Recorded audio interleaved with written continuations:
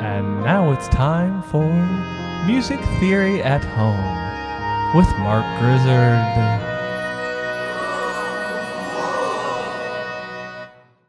18, 19, 20. Hi everybody.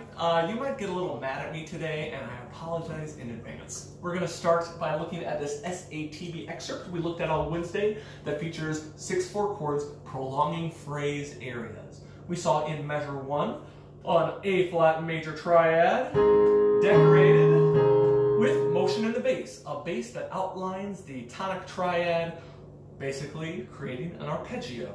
And in the process, creating a 6/4 chord that is an arpeggiating 6/4 chord. Same harmony, same root, but activity in the bass. In measure 2, we saw a neighbor 6/4 chord. This neighbor activity in the soprano and tenor could be circled as neighbor tones, but we realize that there really is a chord there, a 4/6/4 chord, that is characterized by the bass staying put while voices above it have this stepwise motion to neighbor tones and back, staying in the tonic area. In measure 3, passing tones in the bass could just be decorating this 4 chord. On the process, we're not creating just a passing tone, a passing chord that features stepwise motion in the bass and a 6/4 chord in the process, a passing 6/4. Cool. So now what is going on in measure 4? We've been moving from the tonic area to the predominant area. And I think our ears would agree that we've sort of entered the dominant area. The phrase is almost over, and here at the very end, the next to last measure has a bass holding out on scale degree 5 while this motion walks down to eventually a 5 chord that results in a cadence on 1. Here, a perfect, authentic cadence. Now, what do we call this? A cadential 6/4. It's a 6/4 chord that happens at the cadence. It's prolonging the dominant. I think that kind of makes sense to us. Here is where you're going to get mad at me, because we might be tempted to call this 1/6/4 to 5 to 1, right? If we zeroed in on our Roman numerals, we would notice that the downbeat of measure 4 here is an A flat major triad in second inversion. We'd say, oh, 1/6/4, and then it goes to 5, and then it goes to 1. Because this happens so often, and this is such a characteristic move in the next to last measure of a phrase to have this phenomenon take place, the fact that this is the dominant area of the phrase makes us zero in on the eventual 5 chord. The next to last chord here is a clear 5 chord in root position. How does it get there? Well, let's take a look at our tenor. Our tenor moves from an A flat down to a G. If this was like a suspension, we would take a look at its relationship to the bass and say, oh, it's like a 4/3 suspension. I could put 4 to 3. What do those numbers mean? The numbers above the bass. Okay, so could we argue that it's a suspension? Well, we don't really have this dissonance per se. We have some chords. So for now, I can still say that this is 4 to 3 motion going on. Well, what's going on in the soprano? Can we use the same logic? Sure. What is happening in the soprano is 6 to 5 motion above the bass. E flat in the bass, C in the soprano, that's a 6th above E flat, and it steps down to a 5th above E flat. So in the tenor, 4 moving to 3, in the soprano, 6 moving to 5. Oh boy, here we go. Here is how we would throw a Roman numeral analysis on this measure. We would say that this entire measure, which is so strongly the dominant area of the phrase, ultimately is a dominant vibe. And how does it get there? Through this stepwise motion, 4 going to 3, and 6 going to 5.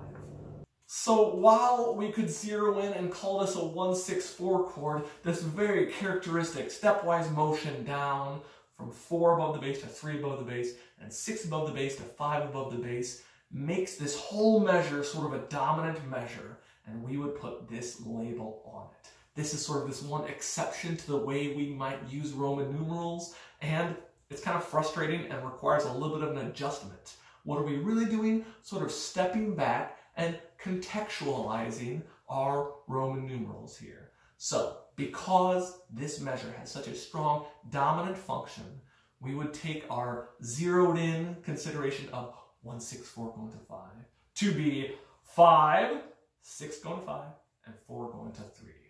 Our first step here is just recognizing that it's a cadential 6-4. We see this very clear dominant activity, and first step, we recognize it's a cadential 6-4. Then, in order to label this cadential 6-4, we need to make this quick little mental adjustment. So, we're going to get a chance to practice this, and I understand it's kind of the worst. So, if this alto part were, instead of going E flat, to move E flat, D flat, well, what's the result here? We would see this next to the last chord of the phrase as sort of a 5-7 chord, right? E flat, G, B flat, D flat. Oh, okay. Well, let's apply the same logic. If my tenor is taken 4 to 3 and my soprano is moving 6 to 5, my alto is kind of going 8 to 7. That might look familiar to the ways that we have used Roman numerals to show the introduction of the chordal seventh sometimes. And we could throw this all down underneath the staff to show cadential 6-4 activity that introduces a chordal seventh as such. So there's such a strong dominant function here that we sort of contextualize our Roman numeral analysis. If it's a quote-unquote 1, 6, 4 going to 5, we really say 5, 6 to 5, 4 to 3. If there's a 1, 6, 4 going to 5, 7, it's really 5, 8 to 7, 6 to 5, and 4 to 3. What are we really after? This end result of, by the end of this measure, we're at a 5 chord, and we are strongly in the dominant area of the phrase. Then we can resolve our tendency tones to 1. So, as a review, here are the 4 different ways that 6-4 chords can be used to prolong phrase areas: arpeggiating, neighbor, passing, and cadential, which prolongs the dominant area here at the cadence in the next to last measure of a phrase. And it's a little bit of a mental switch, which is why we're going to practice it. Let's take a look at assignment 14.1, part 1, writing the following cadence patterns and SATB voicing. I'm going to take a look at number 1 and 2. If you would like to take a shot before we discuss it, please give it a shot. And we are back. So in part 1, we see a 4 chord moving to a 5, 6, 5, 4, 3 chord. Just by looking at all those dashes, I recognize that this is a cadential 6-4. And how do we approach this cadential 6-4? The same sort of number system that we might use for a 4-3 suspension. Scale degree 5 is in the bass, and above the bass, one voice is going a 4th to a 3rd above that bass, another voice is going a 6th to a 5th above that bass. Okay, well, they've given us a downbeat, and my alto is on that 4th above a B. My soprano is on the 6th above the B. I can just move those down according to the Roman numerals and result in a 5 chord by the end of that measure. The end of this measure is now a root position 5 chord. My tenor just sort of double the bass because, of course, we always want to double the bass on our 6-4 chords. Here it's in the exact same octave, which makes it sort of a parallel unison, but that is okay, not great, but acceptable. Then I resolve this 5 chord to 1, and I have resulted in an imperfect authentic cadence because my soprano's on scale degree 3. Okay, so number 1 was not so bad. Here is what I did on number 2. So we have an E minor triad in first inversion, and I'm just going to go ahead and voice this, double the bass in my tenor, alto on an E, soprano on a B. Now when we get to the downbeat of the second measure, we have a 5, 8 to 7, 6, 5, 4, 3. God, all those dashes, I just know that it's some sort of cadential 6-4. So I just follow these figured bass symbols and know that one of these voices has to go 4 to 3. Well, a 4th above an A would be a D. So I think a good voice to be on a D on this downbeat might be my alto because it's coming from an E and I like smooth stepwise motion. Sure. So my alto will handle the 4 to 3, D to C sharp. Who's going to do the 6-5? Well, 6-5 is going to be F sharp and E. So I think my tenor could also do that for smooth motion. And then what voice is going to handle the 8 to a 7? That is an octave above, going to a 7th above, A to G. Oh, maybe my soprano can do that. And so I have resulted in this. Oh, by the end of this measure, I've got a 5-7 chord. And on its way, we sort of have the notes of our tonic chord in second inversion. Nonetheless, our Roman numerals still make this a 5-8-6-4 chord. So I think we've fulfilled this pretty well. Now I want to babysit my work. Uh-oh, this kind of looks problematic. Look at my soprano and alto.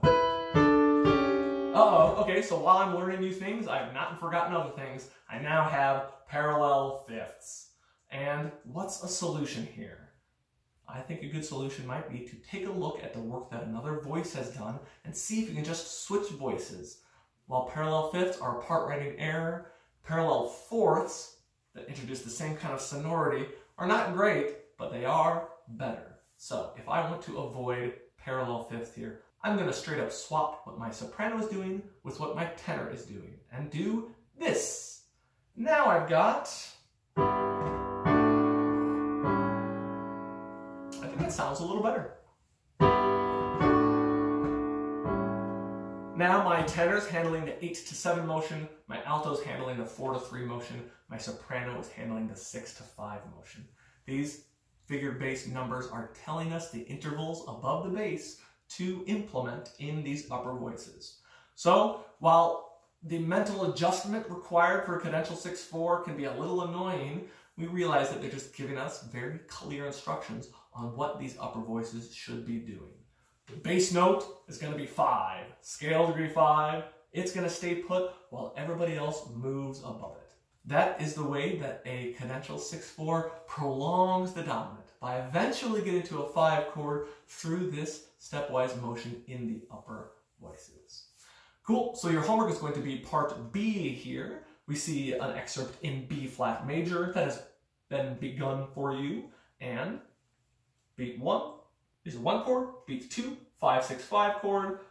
If you can complete this measure, and then measure 2, 4-6 and 2-6, no sweat, just use good SATB voice leading for that, and then we get to this last measure. See all those dashes? I think we understand what is going on here. So you can use the work above sort of as a template for that as you create a cadential 6/4 in part B. Cool. And then part 2 of your homework is sort of a review of these. We see 3 excerpts here. Audio for these is going to be on Shobi and on Reginet, or by clicking Note Flight if you're in Norton. In these excerpts, circle at least one 6/4 chord, then circle its type, pedal or neighboring, cadential, or arpeggiating. Again, 6/4 chords are a great way to add interest to your music, to serve as sort of a bridge between 2 other chords without suggesting that you're in a new part of the phrase. I've put together a handout that compiles the 4 different kinds of 6/4 chords we can use. Let me know if you have any questions about it. Have a great weekend. 1, 2, 3,